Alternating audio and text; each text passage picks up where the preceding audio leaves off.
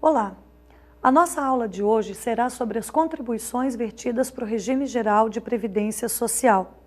Vamos ver as contribuições dos segurados obrigatórios pessoa física e também do empregador doméstico. Conforme artigo 195 da Constituição Federal, toda a sociedade é responsável pelo custeio da Seguridade Social. Desta forma, temos as contribuições da própria União e as contribuições de todos os trabalhadores e empregadores por meio de contribuições sociais. A União participa com grande percentual deste custeio, mas não de uma forma periódica, mensal. Ela é responsável por eventuais aportes ao regime geral de previdência social, ou seja, se houver déficit, ela é obrigada a suprir anualmente esse montante. Segundo informações do Ministério da Previdência Social, existe um déficit de bilhões de reais e esse déficit cresce 3% ao ano e já compromete em torno de 6, 7% do PIB. A existência mesmo desse déficit é duvidosa. O governo divulga, por um lado, que ele existe, crescente, já comprometendo parcela razoável do produto interno bruto. Existe, no entanto, professores e doutrinadores que discordam da existência do mesmo, dizendo que a Previdência arrecada bastante dinheiro e que, se há alguma deficiência financeira, é em razão da má administração dos valores. Existindo ou não a deficiência, se ela existir, a União é obrigada a suprir esta a contribuição por parte da União Federal. Além da contribuição já existente, a União pode até fixar novas fontes de custeio para o regime geral de previdência social, mas deve fazê-lo através do legislador, lei complementar, na forma do artigo 154, inciso 1º da Constituição Federal. Vamos ver agora as contribuições sociais já existentes responsáveis pelo custeio da Seguridade. São obrigados a contribuir para o sistema todos os trabalhadores, e esta contribuição incide sobre o total da remuneração oferida pelos mesmos durante o mês civil. Utilizamos, então, o mês competência, janeiro, fevereiro, março. O trabalhador tem que verificar tudo o que ele ganha no mês competência sobre este montante, incidindo a contribuição previdenciária. Além do trabalhador, contribuem também para o sistema todos os empregadores. Os empregadores contribuem sobre toda e qualquer remuneração paga a quem lhe preste serviço. Pagam, portanto, sobre os empregados e sobre qualquer autônomo e até mesmo sobre o prolabore destinado aos empresários.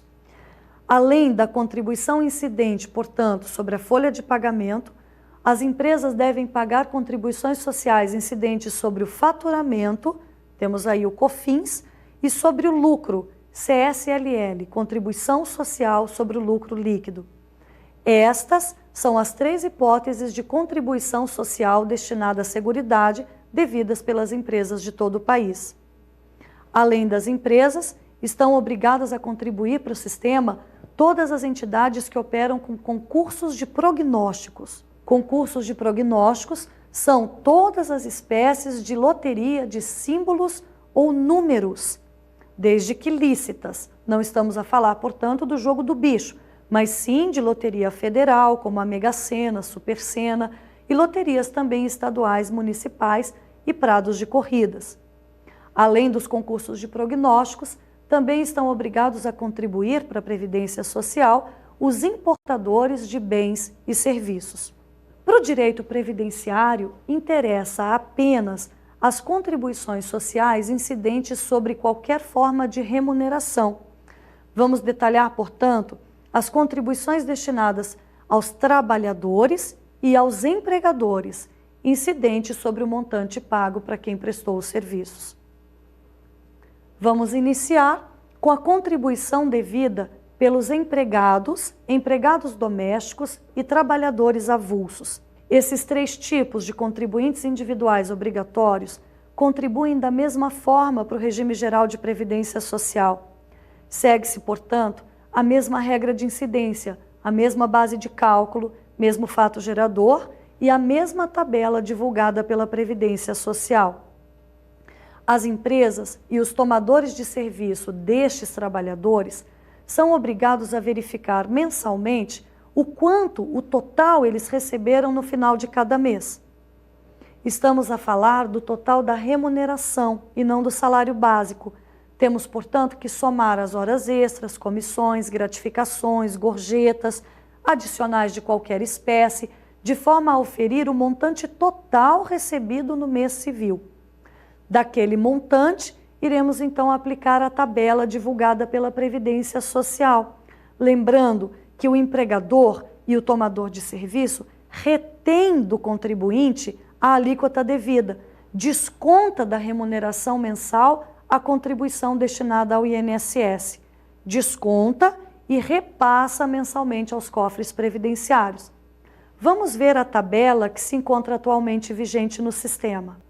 Aqui podemos observar aquele princípio que se encontra inserido no inciso 5º do artigo 194 da Constituição Federal, equidade na participação do custeio, ou seja, quem ganha mais paga uma alíquota maior, quem ganha menos paga uma alíquota menor. A tabela não é utilizada de forma cumulativa, mas sim de forma simples. Tomamos o total da remuneração oferida no mês e enquadramos conforme a alíquota explícita na tabela.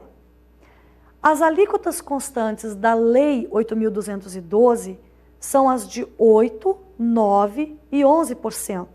Desta tabela, podemos observar também que não existe uma remuneração mínima para a incidência da contribuição previdenciária mensal. Ou seja, não há um valor mínimo que o trabalhador empregado, o doméstico ou o trabalhador avulso devem verter para o sistema a cada mês.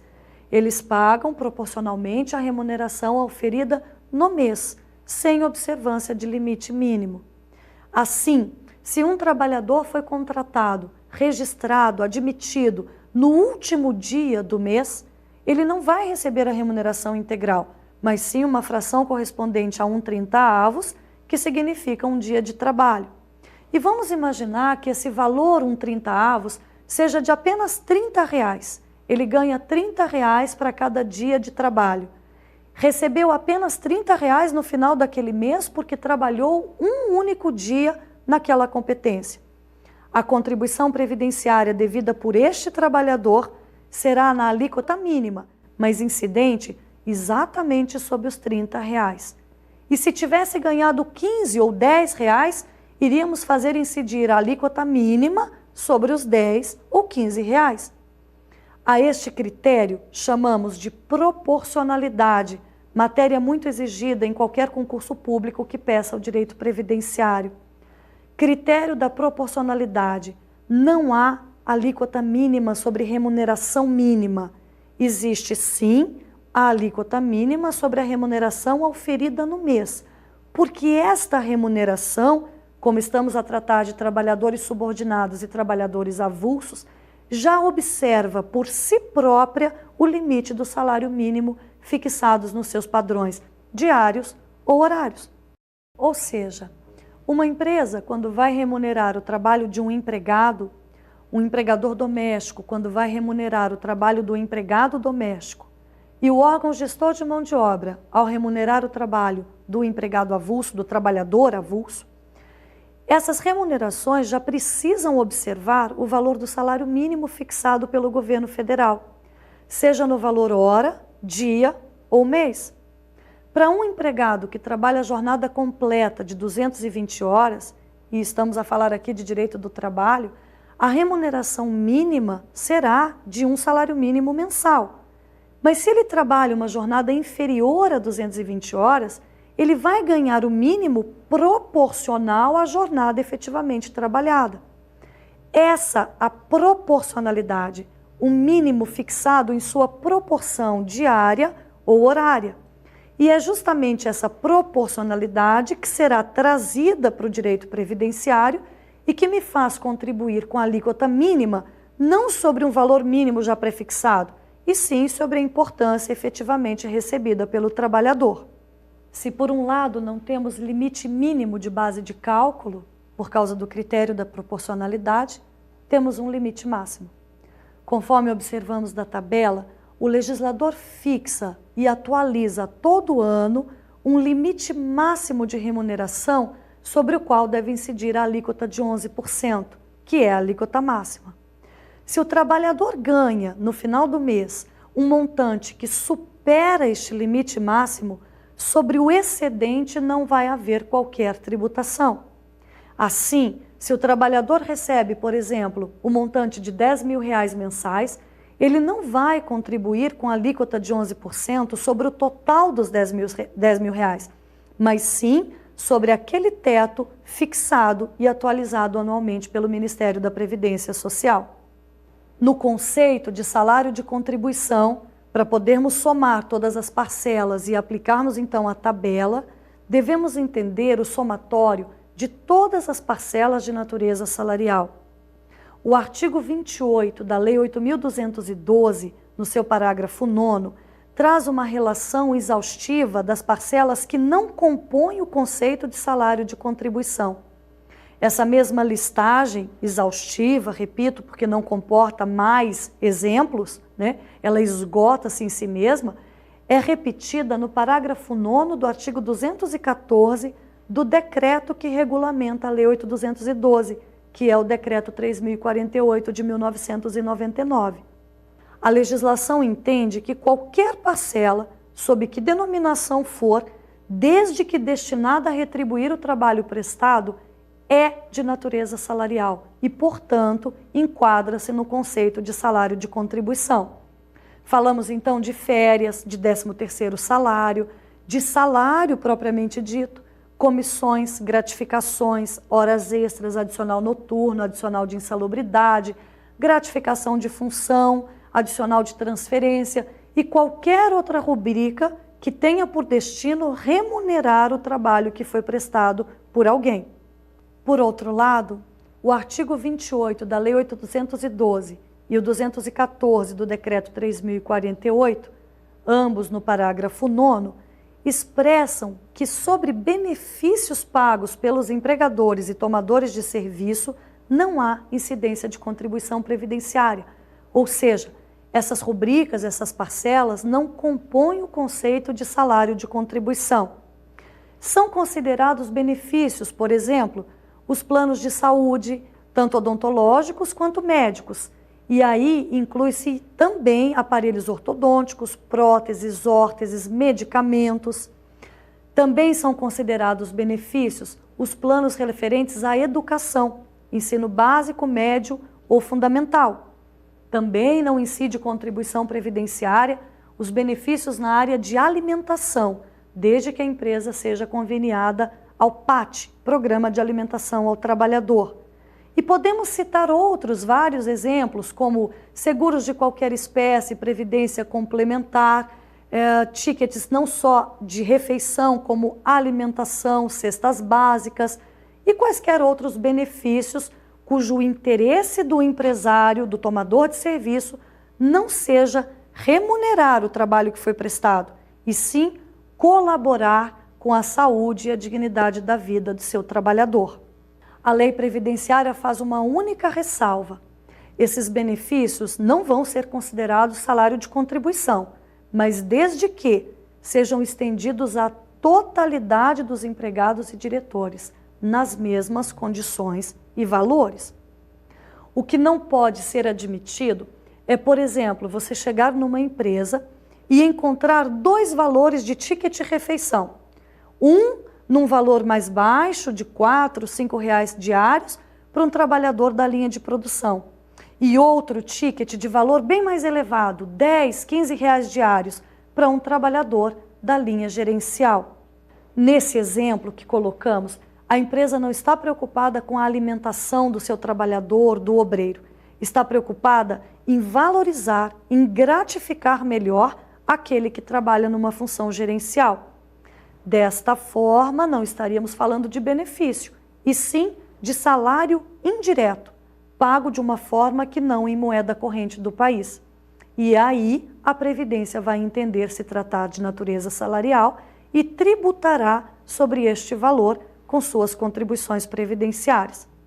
Retornando então, somente será considerado benefício e assim isento da contribuição previdenciária aquela parcela, aquele valor que não está a destinar a remunerar um trabalho prestado, e sim proteger a saúde e a dignidade humana do trabalhador. A contribuição dos trabalhadores empregados, domésticos e trabalhadores avulsos, conforme a tabela que visualizamos, é paga pelo trabalhador. Ele sofre o desconto em sua remuneração mensal, mas a responsabilidade de preencher a guia e de entregar esse dinheiro para os cofres previdenciários através da rede bancária não é dele, e sim do tomador de seus serviços. Assim, a empresa, o tomador de serviços do trabalhador avulso e o empregador doméstico devem reter, descontar desses trabalhadores as suas contribuições e entregar aos cofres previdenciários via banco, caso esses trabalhadores possuem mais de um vínculo empregatício, quando se tratar de empregado ou empregado doméstico. E no caso do trabalhador avulso, a situação se evidencia mais porque ele sim tem múltiplos tomadores de serviço em todas as competências, justamente porque não possui relação de emprego com nenhum deles. As empresas devem somar o montante recebido por eles e os empregadores domésticos também. Desta forma, se você recebe remuneração não só de uma única empresa ou de um único empregador doméstico, mas de vários deles, um tem obrigatoriamente que saber o quanto que o outro te paga. Sabendo o montante que o outro paga, é feito o somatório desses valores e a tabela vai ser aplicada obrigatoriamente, considerando-se a remuneração mensal total auferida no regime de competência, a remuneração bruta auferida no mês civil, somando-se, insisto, todos os valores recebidos de todos os tomadores de serviço. Esta, portanto, a contribuição dos segurados empregado, doméstico e trabalhador avulso. Passamos agora à contribuição devida pelos contribuintes individuais. Contribuintes individuais são todos os autônomos e os empresários que prestam serviços e que recebem algum tipo de remuneração por esse serviço prestado, seja sob que denominação for. Temos, por exemplo, os empresários de uma sociedade limitada, um autônomo pedreiro, carpinteiro, um advogado, um arquiteto, um contador, um médico, um dentista. Temos os diretores de sociedade anônima e todos os demais que recebem algum valor ao final do mês pelo serviço prestado. A base de cálculo, o salário de contribuição destes trabalhadores, será também o total auferido no mês. Assim, se ele presta serviço não só para um, mas para 2, 3 ou mais empregadores, mais tomadores de serviço, deve-se somar o montante bruto auferido no mês e, observando-se o mesmo limite máximo fixado para os empregados, domésticos e avulsos, fazer a incidência de sua contribuição mensal. Se presta serviços para pessoa física, a alíquota será de 20%. 20%, portanto, sobre o total auferido no mês, mas observados os dois limites fixados pela Previdência Social. O limite mínimo, que coincide sempre com o valor do salário mínimo fixado nacionalmente, e o limite máximo, que é fixado todo ano e atualizado todo ano pela Previdência Social, que inclusive é o mesmo limite máximo utilizado para o trabalhador empregado, doméstico e avulso. Já, no entanto, se o tomador do serviço do contribuinte individual for uma pessoa jurídica, o legislador instituiu para ele um desconto. E esse desconto vigora desde março de 2000, sendo fixado pela Lei 9.876 de 1999. A legislação, naquela época, novembro de 99, determinou que, para tentar evitar a sonegação de contribuição por parte desses trabalhadores autônomos e também empresários, determinou que se instituísse um desconto, um incentivo para trazê-los à regularidade fiscal. Esse incentivo foi um desconto de 9% na sua contribuição mensal.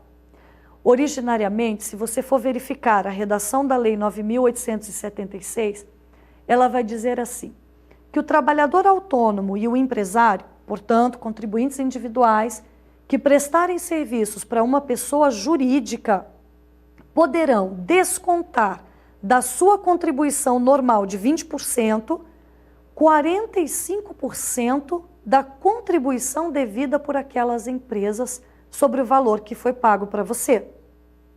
Ou seja, todas as empresas, quando contratam e remuneram um contribuinte individual, ao pagarem para ele a remuneração devida pelo serviço prestado, devem, por sua vez, contribuir com a alíquota de 20% para o sistema previdenciário. Se faço, por exemplo, um parecer para uma determinada empresa e cobro R$10.000 por este parecer, a empresa deve me pagar os 10.000 e deve pagar aos cofres previdenciários 20%, R$2.000.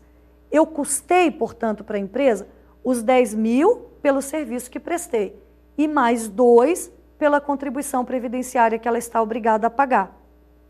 O que a Lei 9.876 fez lá em 1999, na competência novembro, foi dizer que eu, ao receber esses R$10.000 pelo parecer que fiz para uma determinada empresa, estaria originariamente obrigada a pagar 20%, mas não sobre 10.000, do teto máximo fixado pelo governo federal, pelo Ministério da Previdência Social.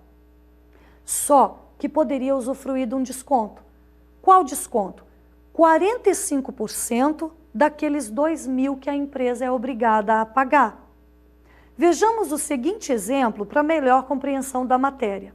Deste exemplo, podemos observar que se um trabalhador autônomo recebeu ao final de um mês, pelo serviço prestado numa empresa, a importância de R$900, esta empresa deverá verter a contribuição previdenciária de 20% destes R$900, ou seja, deverá contribuir aos cofres previdenciários com R$180. A dedução permitida para o autônomo, desde março de 2000, é então de 45% destes R$180, ou seja, é de R$81. O autônomo, que deveria pagar também 20%, ou seja, também R$180, vai poder diminuir desse valor os 81, que é o desconto que foi instituído pela Lei 9.876 de 99, pagando, portanto, somente a importância de 99 mensais. Esse desconto foi instituído, como eu disse no início, para incentivar a contribuição dos contribuintes individuais, que sonegavam bastante para o sistema, não vertiam suas contribuições como a lei mandava fazer. Desta forma, desde março de 2000 e até agora, todos os contribuintes individuais que prestam serviços para pessoas jurídicas podem usufruir dessa benesse, deduzindo 45% da contribuição da empresa de suas próprias contribuições. Claro que o legislador tinha que colocar um limite. Claro que não poderia dizer 45% de toda e qualquer contribuição que a empresa pagasse. Isso porque nós trabalhamos um exemplo onde a importância recebida pelo serviço prestado foi de R$900 e vimos que o desconto resultou em R$81. Se colocarmos esse exemplo com R$9.000, o desconto passa a ser 810, ou seja, um valor bem superior à contribuição originária do contribuinte individual. Para evitar esse disparate de, em vez de eu pagar, eu ter a receber da Previdência, o legislador colocou um limite. Você pode sim deduzir 45% da contribuição da empresa, limitados a 9% do seu próprio salário de contribuição. O contribuinte individual, portanto, deveria fazer 2 cálculos. Ao receber a remuneração de uma determinada empresa, seja ele autônomo ou empresário, deveria fazer o seguinte cálculo. Cálculo número 1.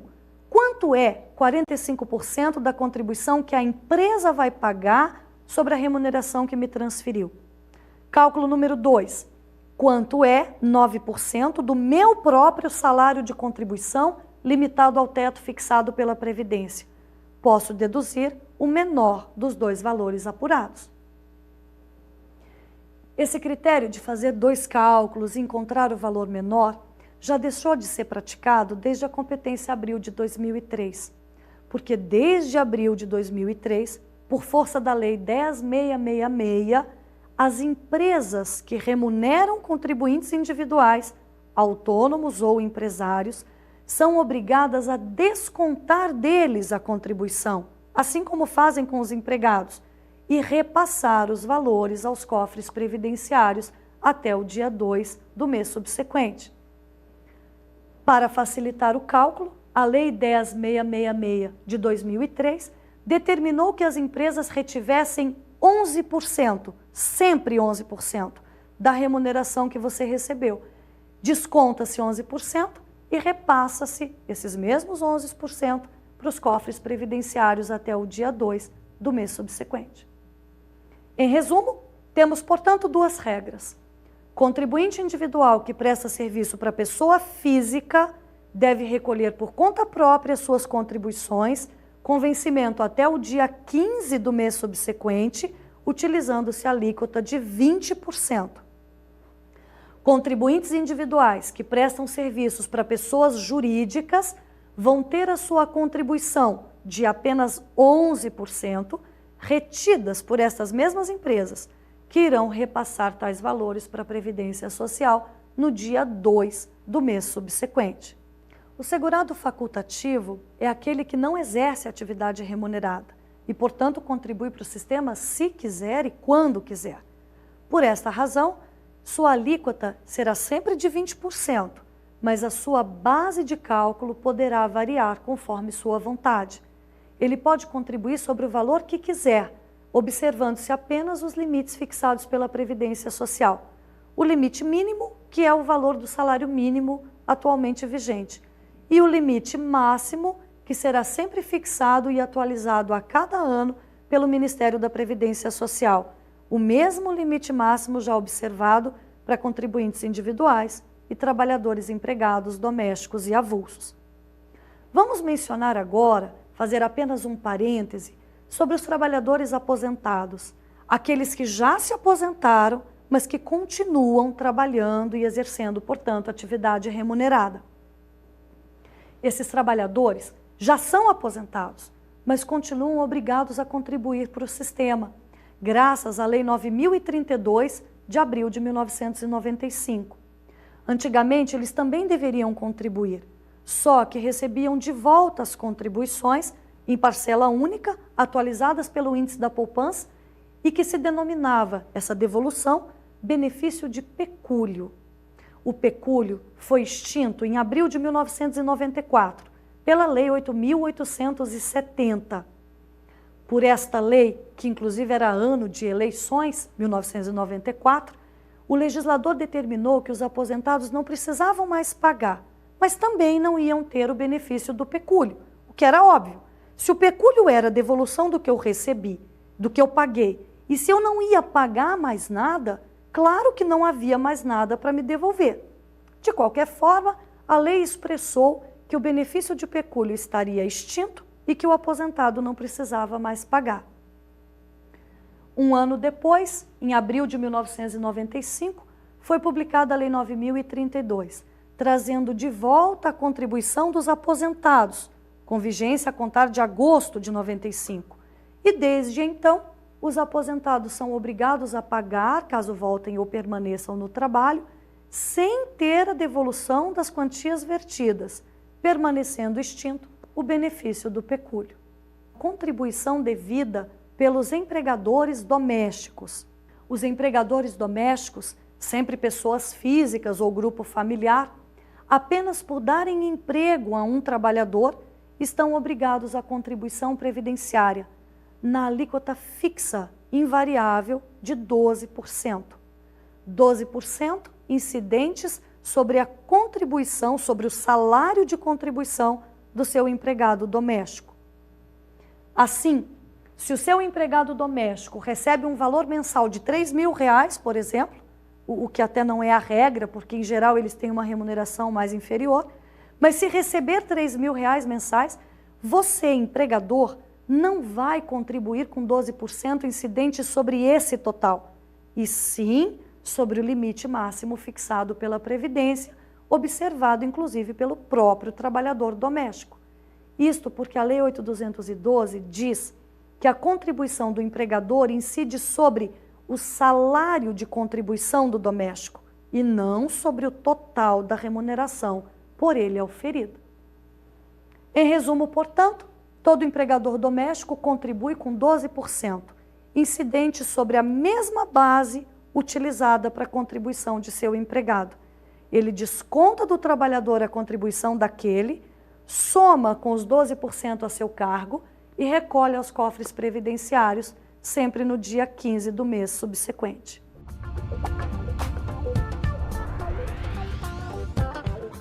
Para aprofundar os seus conhecimentos sobre o tema de hoje, eu indico a obra de Ítalo Romano Eduardo e outros 2 autores, intitulada Curso de Direito Previdenciário, da editora Campos.